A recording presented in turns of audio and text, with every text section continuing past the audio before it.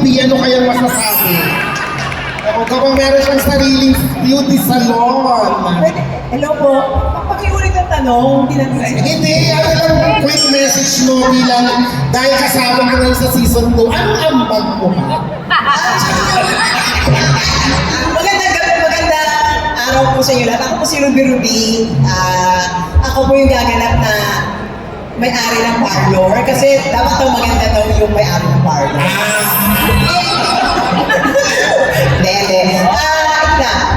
Ang dami na nilang sinabi about yung mga cast, yung mga kasama namin mga co-actors, na ubod ng gagaling, nakakamangha yung galing, and ang saya-saya namin lagi sa set. Di ba? Ang saya, super, hindi budol to ng mga kwento. Totoong-totoo ang saya-saya, pag wala pa man sa van, maski sa bus, ang saya-saya namin.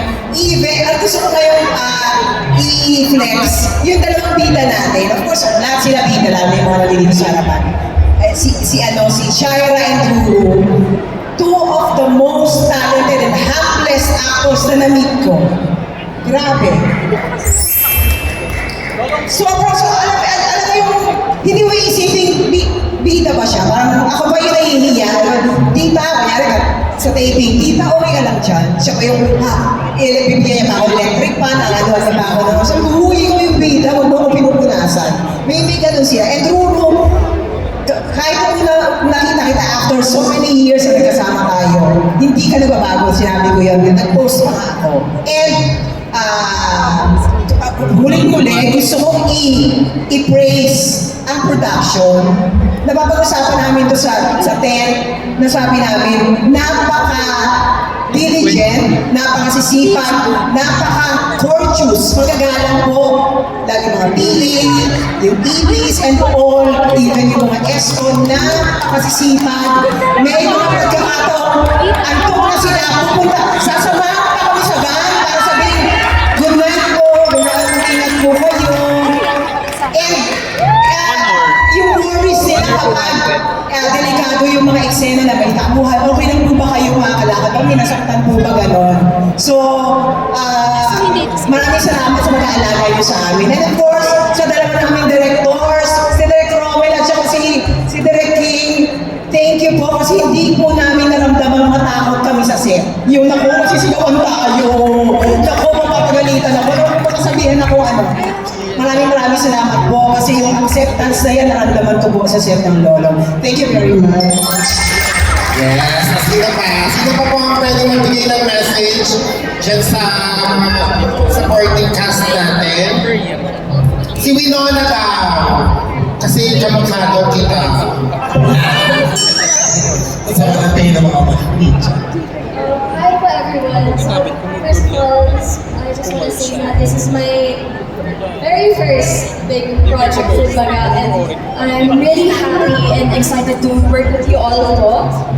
Actually the other day, I had my first taping, and going to the set, I was so nervous and like pressured. Pero nung nandun ako sa set mismo, parang, oh my gosh, ang babait nilang lahat. Like, nawala lahat ng hiya ko, as in. So, I'm really happy and thankful po na I get to be here, and thank you so much for sa lahat. I'm really excited to work with you all. I know, right? Yeah, we're excited too. Miss Tanya, anything you like to say us also? Sa inyo lahat tumayo na ako, baka hindi niyo ako makita. Anyway, una nagpapasalamat po ako sa GMA, sa News and Public Affairs, sa pagkakasama ko dito sa isang malaking proyektong ito. Hindi ko inaasahan na mapapasama po ako dito pagkatapos ng isang may Guardian Alien. Tapos ito na po yung sumunod. Maraming salamat po. Sa ginagawa namin sa taping, every taping na nangyayari sa amin, puro kami saya, puro tawanan, lahat sa sobrang galing ng aming mga direktor, Direk Romel at Direk King. Ayan, naku, marami po kami natututunan sa kanila. And of course, si Ruru, ayan ang aming lolo. And anak, kung po pwede, medyo dami-damihan mo naman yung pagpunta dun sa, sa farm. Para marami akong taping, okay?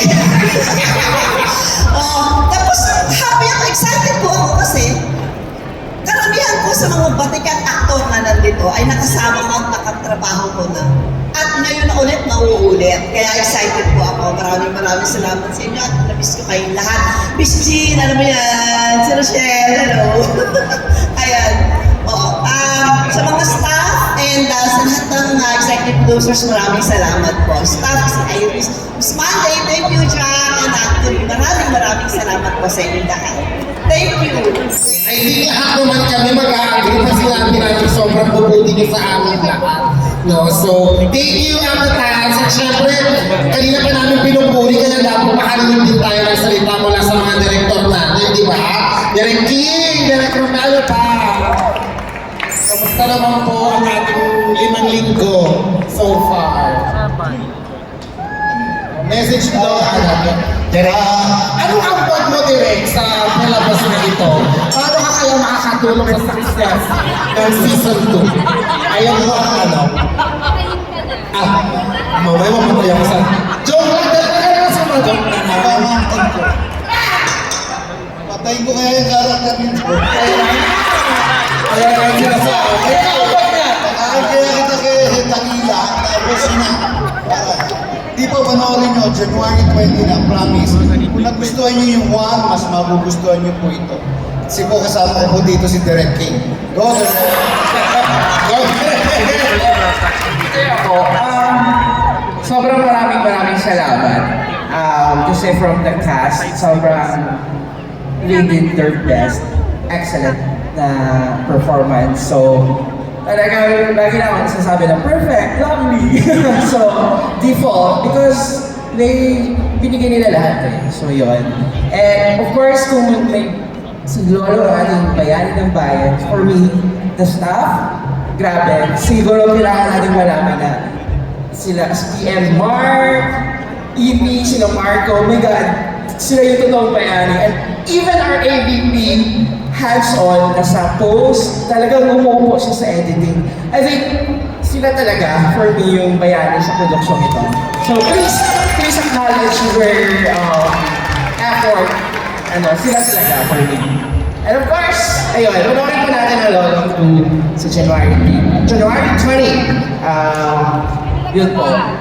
Thank you. Thank you, mga Direk. Ayan, and there you have mga kapuso again. After po ng ating program, magkakaroon na po tayo ng mga group interviews with the rest of the cast members. So, wala pong tatakas dyan. Wala ka sinabi. Charot.